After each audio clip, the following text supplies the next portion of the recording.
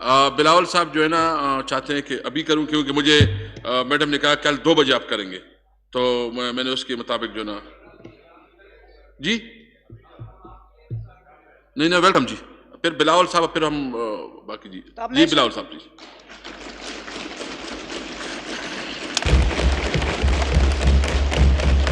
जनाब स्पीकर, आपका शुक्रिया। It's most unfortunate that I have to note that the manner in which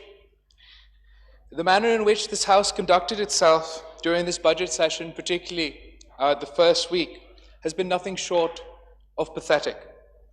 Pakistani democracy is sunk to many depths, Mr. Speaker, but never has the livelihood of 200 million Pakistanis been treated as such a joke. As a parliamentarian, as a Pakistani, as a Democrat, I can't help but imagine what the people of Pakistan must be thinking of us. My head falls in shame when I imagine the mother who can no longer afford the rations to feed her family, the son that can no longer afford his father's medical bills, the farmer who can no longer afford to send his children to school. If they happen to catch the proceedings of this House, Mr. Speaker, the place where this nation's fate is decided, the place where this nation's economic fate is decided, only to see the entire government, from the ministers to the backbenchers, hold this House hostage at a time when the Pakistani people are desperately looking towards us for hope. I don't expect the government ministers to have the integrity to admit their mistakes. So allow me, Mr. Speaker, to apologize to the people of Pakistan for the conduct of this House at a time when we were supposed to be deciding the economic fate of this nation. I do not, Mr. Speaker, I do not do so, Mr. Speaker, with any pleasure. And while all members of this House may not have the same respect for it, we most certainly do. And that's not only because the very foundations of this House, from the foundation stone to the foundation document, the 1973 Constitution, was put in place by Shaheed Zulfikar Ali Bhutto. And even the man in the portrait behind you, Qaid-e-Azam Muhammad Ali Jinnah, envisioned this parliamentary democracy. But fundamentally, this House represents the people of Pakistan, Mr. Speaker. We, as the representatives of the people of Pakistan, are supposed to represent them, their hopes, dreams, their aspirations. When our conduct is not much better than the barn animals in George Orwell's Animal Farm, it most certainly reflects poorly on us. It most certainly reflects poorly on this House. But most important of all, Mr. Speaker, it portrays those people that we claim to represent in a poor light. We, the people of Pakistan, Mr. Speaker, not just you and me, have sacrificed immensely for the supremacy of this House. We have suffered most of our existence under the tyrannical, brutal rule of tin pot dictators. But the people of Pakistan fought back, Mr. Speaker, and they sent each and every dictator exactly where they belong, to the dustbins of history.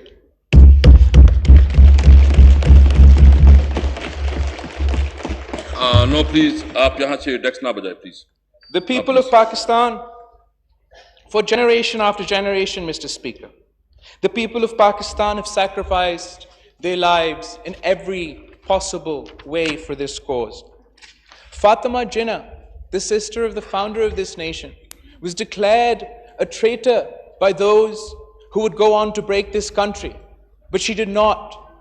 She stood firm and held her ground. Shaheed Zulfikar Ali Bhutto was imprisoned before. Allahu Akbar, Allahu Akbar, Allahu Akbar, Allahu Akbar. أشهد أن لا إله إلا الله أشهد أن لا إله إلا الله أشهد أن محمدا رسول الله أشهد أن محمدا رسول الله حي على الصلاة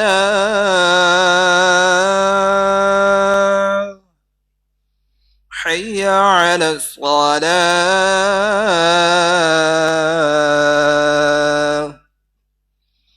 حي على الفلاح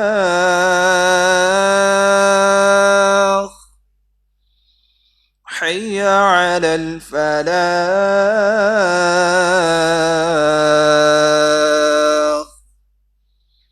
الله أكبر الله أكبر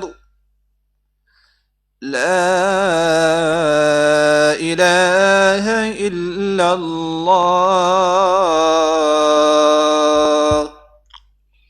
जी बिलावल साहब Ali Bhutto, Shaheed Zulfikar Ali Bhutto suffered imprisonment before and after he came into power. He preferred death at the hands of a dictator rather than at the hands of history. Shaheed Zia-ul-Haq's era was nefarious for its tyranny. Musharraf's era is our most recent. And Shaheed Mohtarma Benazir Bhutto did not bow before them. She preferred to risk her life rather than compromise on her ideology. These are big leaders, Mr. Speaker. These are great leaders, Mr. Speaker. But the ordinary Pakistanis, it's ordinary Pakistanis who took to the streets, who filled our jails, who danced to the gallows, who ran towards the flames of terrorist attacks for the supremacy of this house, for the rule of the people and for the people and by the people. And it is an insult. It is an insult to all of those who gave their blood so you could sit in that chair. It is an insult to the leaders and workers of the movement for the restoration of democracy, or for the Alliance of the Restoration of Democracy, who went to jail, who sacrificed so we could all sit here. It is even an insult to the democratic workers of Tehreek-e-Insaf, who worked for their Prime Minister to sit in that chair that we have held this House in such disregard. Even though it is the opposition's job to protest, the Prime Minister cannot even tolerate the slightest bit of opposition, and stormed out of here dancing the day the budget was presented, only to make what can only be referred to as a deranged speech in the middle of the night when most sober, hard-working Pakistanis are asleep. 4 members of the opposition were imprisoned. Parliamentarians had to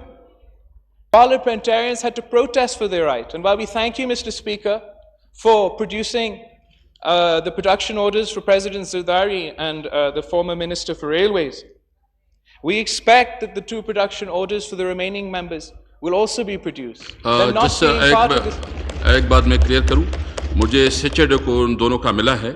मैंने चूंकि different उसका case है, मैंने law magistrate से opinion मांगी है. जैसी opinion आएगी उसके ऊपर मैं फिर डिसीजन लूंगा. जनाब स्पीकर, मैं आपसे तो डिबेट नहीं कर सकता हूँ, लेकिन काफ़ी आपके पावर में ये है, आपके पास ये इख्तियार है, किसी और के पास इख्तियार नहीं है. आपने ना लॉ मिनिस्ट्री से पूछना है, आपने ना वजीर आज़म से पूछना है. आप आज़ाद स्पीकर हो, आप ये फैसला ले लो, इस हाउस को मुकम्मल कर लो, वरना हमेशा तारीख में लिखा जाएगा ये बजट पास होता है या नहीं.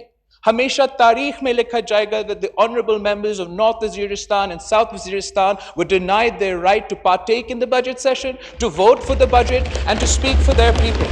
امید کرتا ہوں Mr. Speaker, امید کرتا ہوں Mr. میرے لیے Speaker. سارے محترم بلاول صاحب، میں سب کا رسپیکٹ کرتا ہوں، قانون کے مطابق سب کو اس کا حق دوں گا، اور جو بھی قانون کے مطابق ہے انشاءاللہ کروں گا، اور انشاءاللہ میں بالکل پرسنلی اس کو دیکھوں گا. انشاءاللہ امید کرتا ہوں مسٹر اسپیکر کہ کل تک جب کٹ موشن شروع ہو جاتا ہے، جب اپوزیشن کو اپنا نمبرز پورا کرنی ہے، تب تک آپ نارتھ وزیرستان اور ساؤتھ وزیرستان کے جو آنریبل ممبرز ہیں پروڈیوس کریں گے، ورنہ مسٹر اسپیکر الزام تو لگے گا کہ this is nothing short of rigging the budget.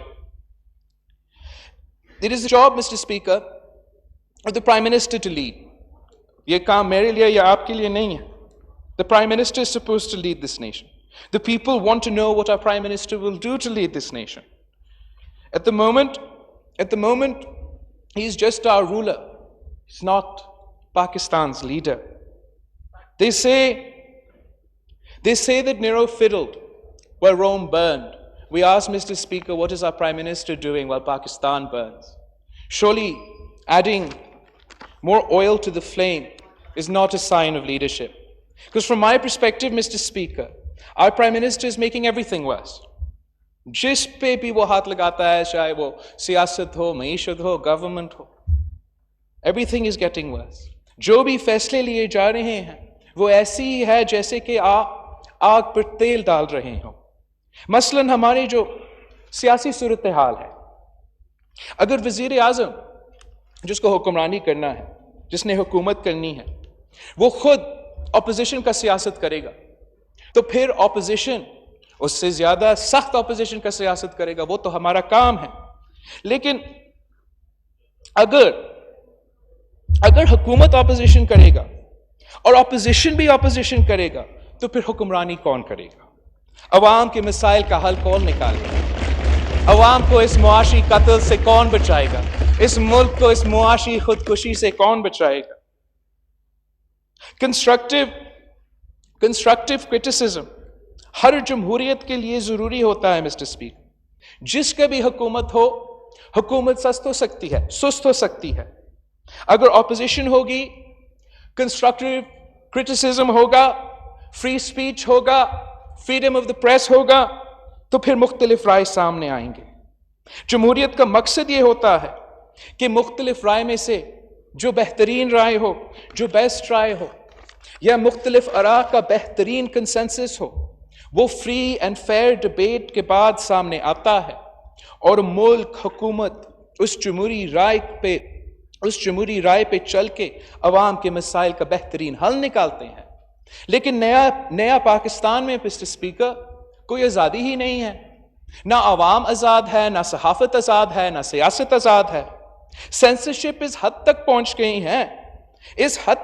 گئی ہے کہ ممبران نیشنل اسمبلی کو سینسر کیے جا رہے ہیں.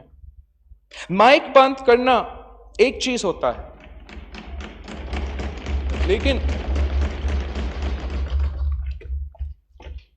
مسلسل میرا ہر دوسرا لفظ کو حذف کرنا بھی سینسرشپ ہوتا ہے.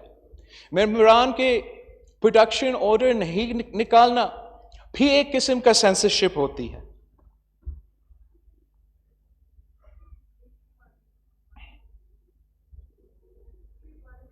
اور اب میں اور آپ نے ایک نیا تاریخ حاصل کی ہے.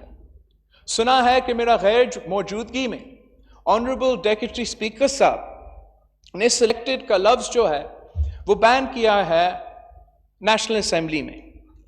Now selected is the English word for chosen. اس میں نہ کوئی غیر پارلیمانی لفظ ہے، لیکن آپ کی مرضی. وزیر اعظم کی ایگو کی وجہ سے آپ نے میرا لفظ نیشنل اسمبلی میں بین تو کر دیا، لیکن یہ تاریخی سینسرشپ ہے. یہ کس قسم کا آزادی ہے کہ ممبران نیشنل اسمبلی کے فلور پر آزاد نہیں ہے، بول نہیں سکتے. آپ کے پاس اختیار ہے، آپ کسی بھی لفظ کو ایکسپنج کر سکتے ہو، لیکن حکومت کا نہ کوئی لفظ ایکسپنج کیا جاتا ہے، نہ بین کیا جاتا ہے. اور جہاں تک سلیکٹڈ کی بات ہے، اگر اس پہ کوئی شک ہے تو پھر ہم نے ریگنگ پہ انویسٹیگیٹ کرنے کے لیے پارلیمنٹری کمیٹی کیوں بنایا تھا؟ खान साहब क्यों बार बार कहता है कि जो भी कॉन्स्टिट्यूंसी आप चाहते हो मैं खोलने के लिए तैयार हूं। मैं समझता हूं ये छोटी बात है और इंशाअल्लाह ताला बेटर सेंस विल प्रिवेल। इसलिए ये आपका बड़ा अजीब सियासत है। जब पहले दिन मैंने इसी हाउस में तकरीर किया तो उसी स्पीच में हमारा वजीर आजम साहब ने अपना डेस्क बजाया और 1 साल बाद आप वही लफ्ज को बैन कर देते हो। ये तो मुझे बहुत अजीब लगता है।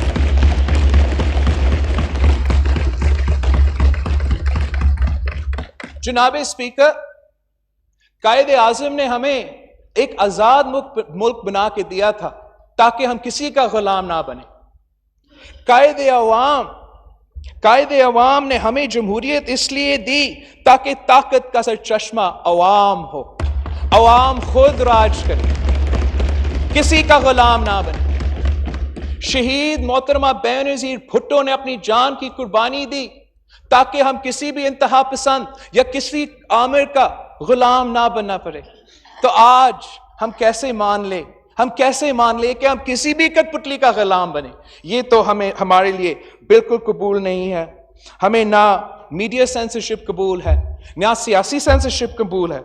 हम वो आजाद पाकिस्तान चाहते हैं जिसका वादा कायदे आजम ने किया था। ये नया पाकिस्तान जो है सेंसर्ड पाकिस्तान है और हमारे लिए ये तो है नामंजूर। जो भी समझता है कि सेंसरशिप से माहौल बेहतर होगा, मैं उनको समझाना चाहता हूं कि आप सिर्फ आग पे मजीद तेल डाल रहे हो। This suppressed frustration will find an outlet somewhere and it will only have negative consequences. Just because you are hiding problems by silencing your critics, it does not mean that those problems go away. Those problems fester and they come back to haunt you later. A censored Pakistan is not the solution. Azad Pakistan is the solution. The solution to our problems, the solution to all our problems is more democracy, not less democracy, Mr. Speaker. And it's really unfortunate that in Naya Pakistan, the space for our democratic rights, for our human rights are receding. But what about economic rights? 3 provinces will receive billions of rupees less than their due share due to the federal government's failures. Punjab has suffered a shortfall of 238 billion rupees. Sindh has suffered a shortfall of 116 billion rupees. Pakhtunkhwa has suffered a shortfall of 37 billion rupees. And these numbers are only from the divisible pool and do not account for straight transfers. First, the provinces must suffer because the federal government fails to meet its own targets. On top of that, the PTI advocates for a slashing of the provincial share of the NFC so that provinces will have even less resources to deliver. And in addition to this, the Sindh government has been taken to court over our hospitals, our best hospitals. 3 hospitals that have earned a name for themselves as amongst the best governed hospitals in Pakistan. All as a result of the post-devolution Sindh government's half a decade's investment in these institutions. But not only have you taken these hospitals away from us, not only have you undermined provincial rights, but you're also refusing to place any funds for these hospitals in your budget. Do you not have any shame? Do you not? I mean, thousands of Pakistani के साथ जो कि ना सिर्फ सिंध से ताल्लुक रखते हैं मगर पूरा पाकिस्तान से यहाँ आके इन हॉस्पिटल्स में आके मुफ्त इलाज लेते हैं, उनके साथ खेल रहे हो। थोड़ा सा शर्म होना चाहिए। अगर इतना जुल्म करना था तो फिर अपना बजट में थोड़ा सा पैसा भी डाल देते।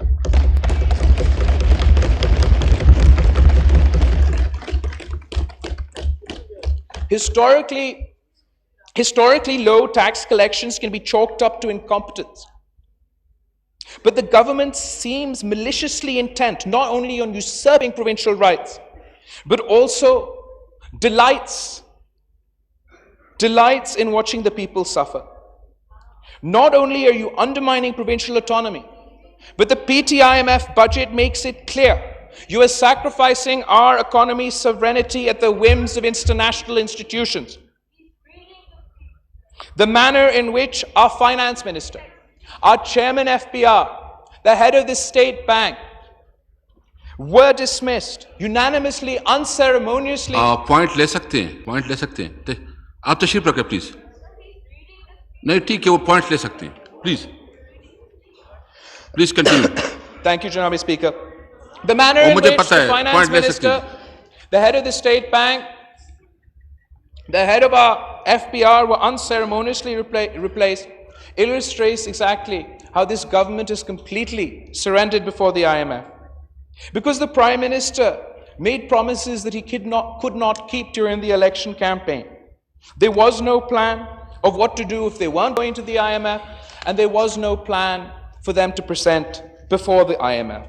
They went into this completely and utterly, woefully unprepared, and as a result, average Pakistanis are paying the price for this government's incompetence. For example, there is no dispute. We need to stabilize key macro variables. Also no dispute in wanting to raise the tax to GDP ratio. But from our perspective, the problem is you're trying to do too many things at one time. You're trying to do everything all at once. You've embarked on an epic spending spree, an epic taxing spree that will affect every Pakistani, but disproportionately affect the poor and working and salaried classes. The time to raise taxes is when the economy is growing, when the economy is flat, or when it is shrinking. This makes no sense to us. And this is why we say the average Pakistani will be affected. This is why we call this budget an Awam Dushman budget. We agree that the economy was in bad shape when the government took over. But we've watched as your incompetence has led from the situation to go from bad to worse. Jab se Khan aaya hai, hamara maishat bad se badtar ho raha hai. वादा किया था कि दो नहीं एक पाकिस्तान होगा, लेकिन हमने देखा कि एक नहीं दो पाकिस्तान है। जब PTIMF का बजट अमीर को रिलीफ देता है और गरीब पर बोझ डालता है, गरीब के लिए टैक्सेस का तूफान, महंगाई की सुनामी और बेरोजगारी, और उन चोर डाकू लुटेरों के लिए जिनके खिलाफ खान 20 साल शोर मचाता था, उनके लिए एमनेस्टी स्कीम होता है। बिलियनर स्टॉक ब्रोकर्स के लिए अरबों रुपए का बेल आउट दिया जाता है।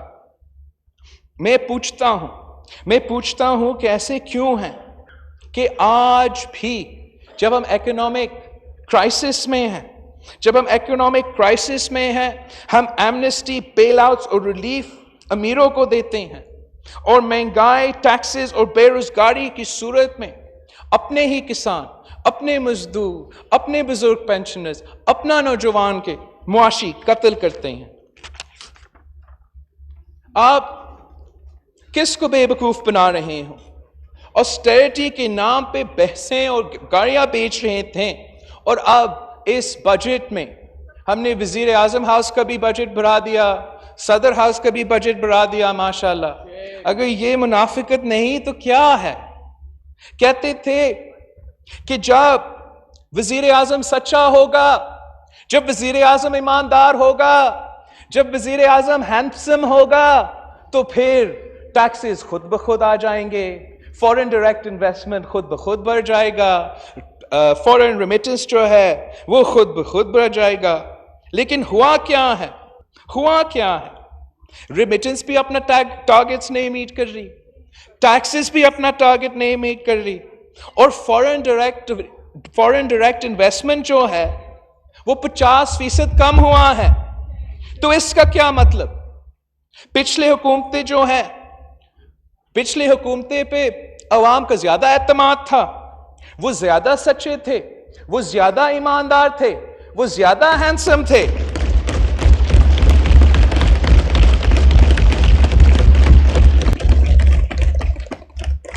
मुफ्त में आप लोग सूबे के मुआशी हुकूक को मारना चाहते हैं, 18वीं तरमीम को खत्म करना चाहते हैं, NFC अवार्ड भी नहीं दे रहे हैं, जबकि 18वीं तरमीम के बाद और NFC award के बाद provincial revenue authorities have been the most efficient source of tax revenue in Pakistan. Out of all the provinces, Sindh has been leading the pack when it comes to tax revenue generation. Rather than trying to take away our rights, learn from us, work with us. The government of Sindh has registered new taxpayers. Our tax base has been expanding, and we've done this without using coercive measures. We've not only increased our tax base, but we've done so without increasing the burden on existing taxpayers. And on top of that, we're on track to meet 27% higher tax collection at the end of this year. If the Sindh government can do it, then the federal government can do it as well. What is their excuse? और ये किस किस्म का जुल्म है? ये किस किस्म का जुल्म है कि जब गुर्बत भर रही है, जब एक्सपर्ट इकोनॉमिस्ट कह रहे हैं कि आपकी हमारी मुआशी पॉलिसीज की वजह से more than 8 million Pakistanis will be pushed below the poverty line. ये कैसे हो सकता है कि this government was continuing in its mission to undermine the Benazir Income Support Program? In repackaging this program under the name of Ehsaas Mein, I find this extremely ironic, because हमने ये पूरा budget देखा है, आप आम आदमी से पूछे, it's absolutely obvious कि this government का तो कोई एहसास नहीं है गरीब अवाम का. और by winding up this program, an internationally accredited program, it'll have disastrous effects on our economy. हम ऐसे नहीं होने देंगे. हम गरीब औरतें का हक आपको छीनने नहीं देंगे. जब आपको जॉब्स चाहिए, इकोनॉमिक ग्रोथ चाहिए, आप कैसे टेक्सटाइल और लेदर इंडस्ट्री पर टैक्स लगा रहे हैं? सिर्फ इससे हमारा एक्सपोर्ट्स को भी नुकसान पहुंचेगा. एक सेक्टर जो कि वैसे मुश्किल में है और मुश्किल में दिखेला जाएगा. बांग्लादेश और दूसरे मुल्क के हमारे आगे बढ़ते रहेंगे, और वो तो रोजगार का वादा जो आपने किया था वो भी किया. आपने 1 करोड़ नौकरियां का वादा किया, और इस बजट ने आपने एक भी नौकरी नहीं दी. बल्कि आप नौकरियां छीन रहे हो. आपने 50 लाख घर बनाने का वादा किया, और इस बजट में आप एक भी घर नहीं बना रहे हो. जुल्म की इंतहा यह है कि इंक्रोचमेंट के नाम पर आप उन बेचारों का कारोबार तुड़वा रहे हो जो बड़े मुश्किल से अपने आप को गुर्बत से निकाले हैं. वो छोटा ताजिर, छोटा दुकानदार, रेली वाला, जिसका कारोबार आप रातों रात तबाह करते हो. बिला नोटिस उनका पूरा मेहनत एक रात में गिराते हो. उनका और उनका पूरा खानदान का उसी वक्त तो मुआशी कत्ल होता है. लेकिन जब पूरा मुल्क में हजारों कारोबारी लोग के साथ ये हो रहा है, तो फिर पूरा मईशत पे नुकसान होता है. और तो और गरीब जाए तो कहां जाए? वो ना हुकूमत के साथ पास जा सकता है मदद के लिए, ना अदालत के सामने जा सकते हैं. तो ये बड़ा जुल्म है मिस्टर स्पीकर. और ये दोगला पॉलिसी देखें, हमारा 2 नहीं एक नया पाकिस्तान की हालत देखें कि गरीब की झोंपड़ी हराम और बनी काला का एंक्रोचमेंट हलाल होता है.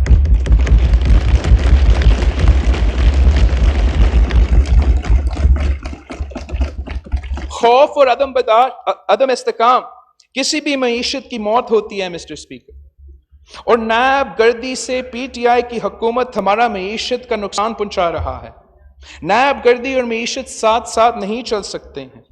हर कोई जानता है कि इस मुल्क में ना कोई बिजनेसमैन और ना कोई ब्यूरोक्रेट काम करने के लिए तैयार है. और वो क्यों काम करे मिस्टर स्पीकर? जब आपका मुल्क में when you have a country of a population of let's say 200 million, उनमें से सिर्फ 2 million टैक्स फाइलर्स है, आप कैसे बाकी 198 मिलियन पाकिस्तानियों को चोर, डाकू, लुटेरो, टैक्स चोर करार देंगे? ऐसे तो नहीं हो सकता है मिस्टर स्पीकर। इन अ लार्जली अनडॉक्यूमेंटेड इकोनॉमी हमने अपने अवाम को कोक्स करना है, कन्विंस करना है कि हमारा टैक्स फेस में आए। इस किस्म के तरीके से, खौफ से मईशत नहीं चल सकता है।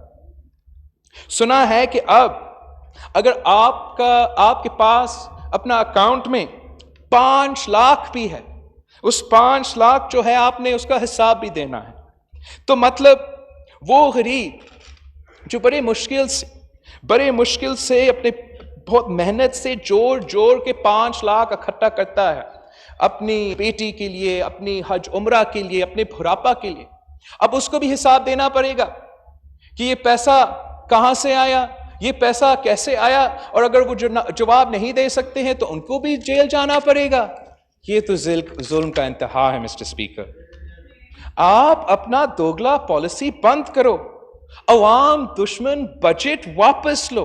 आप कैसे पिछले 10 साल के डेट का रोना रोते हो, जब एक साल में 5,000 अरब दिया गया है।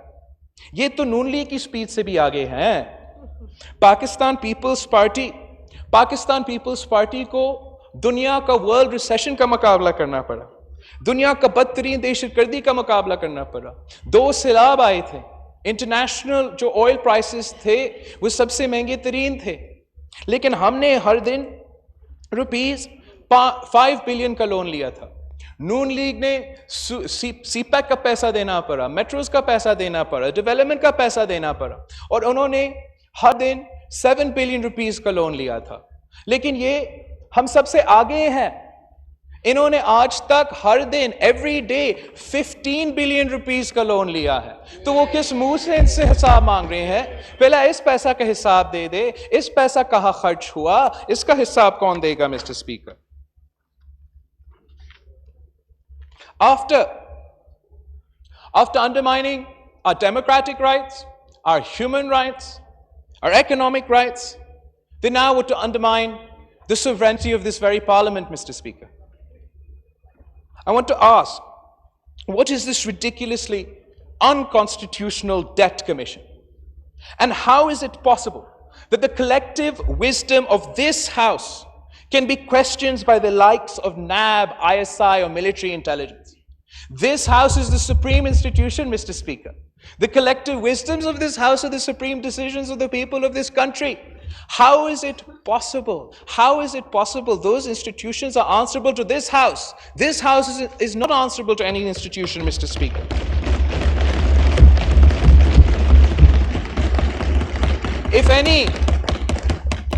If any parliamentary decision is to be reviewed, the appropriate forum would be your own finance committee or the public accounts committee, or we can form a whole new committee. But budgetary decisions, including debt, are the sole domain of the National Assembly of Pakistan. We will not subject ourselves before any institution, let alone some debt commission. This is absolutely undemocratic and unconstitutional. If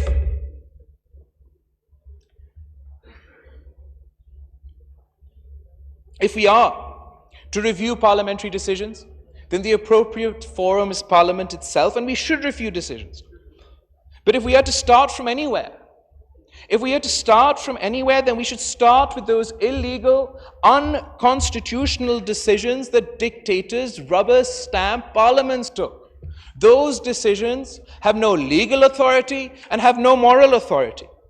And if we are going to question our debt, we should also start with the $60 million that NAB owes to UK's investigation agencies for their useless witch hunts. If we are to review the damage the economy has faced as a result of debt, then we should start by the debt incurred by unelected individuals and political victimization. In the Karke case, no corruption was involved. But because of political engineering, political decisions, Pakistan lost its case in the international courts, and we now owe $1.6 billion. In the Rico Deek case, yet again, because of political decisions, Pakistan owes $11.45 billion.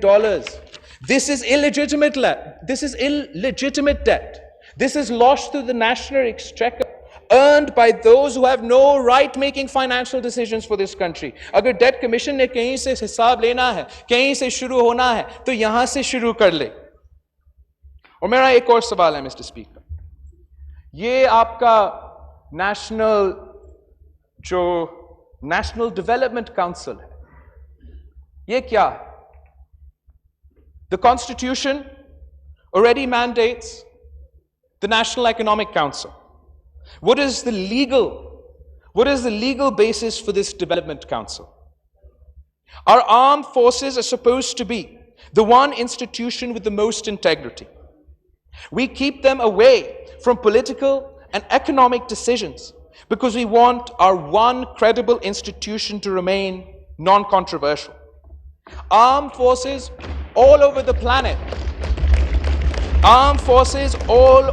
planet keep themselves away from such controversies so that the entire nation stands behind them when they defend our borders, when they stay awake at night to ensure that we are safe. Why is this government so intent on covering up their incompetence, on using the credibility of one institution as a crutch to cover up for their failures? The consequences of such a controversial decision, Mr. Speaker, can be serious. We cannot afford for the blame of this government's failures to fall on the shoulders of this institution. We cannot let the armed forces take the blame for high taxes, for inflation, for unemployment, nor can we allow them to take the blame for this disastrous IMF deal. And nor should they be blamed for the development or lack of development anywhere in Pakistan. I would respectfully request the government to review this decision, take back this decision. There are many experts within institutions such as the NDU that can provide economic policy input, development policy input. But when we blur the line between institutions, then all institutions suffer. The credibility of all institutions suffer, Mr. Speaker. Our economy, Mr. Speaker, has a grim outlook.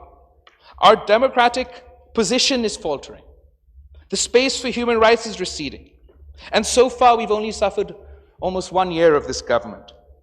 हम मुतालबा करते हैं कि हुकूमत अपने तमाम policies पे नजरसानी करे. अवाम दुश्मन बजट वापस लो, नया पाकिस्तान वापस लो, कायद का पाकिस्तान हमें दो.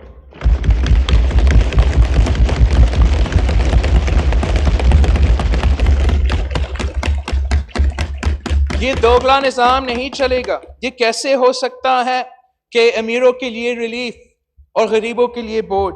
ये कैसे हो सकता है कि गरीबों की झोंपड़ी हराम और बनी गाला हलाल? ये कैसे हो सकता है कि नून लीग की ऑफशोर कंपनी हो तो वो है हराम, और अगर पीटीआई का, अगर इमरान खान का ऑफशोर कंपनी निकले तो वो है हलाल? ये कैसे हो सकता है कि अल्ताफ हुसैन का फॉरेन फंडिंग हो तो वो हराम है, और अगर पीटीआई का फॉरेन फंडिंग हो वो हलाल है? हमारे पार्टी के दोस्तों के बेनामी अकाउंट्स हो तो वो हराम है, लेकिन अगर पीटीआई के दोस्तों, अमीर तरीन दोस्तों के बेनामी अकाउंट्स है तो वो हलाल है.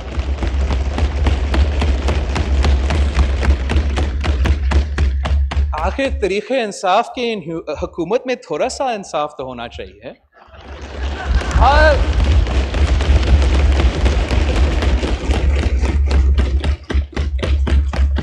हर अदारा पे दबाव, जुडिशरी के इज्जतदार जजेस के खिलाफ साजिशी रेफरेंस, नैब के ऊपर दबाव, नैब चेयरमैन के खिलाफ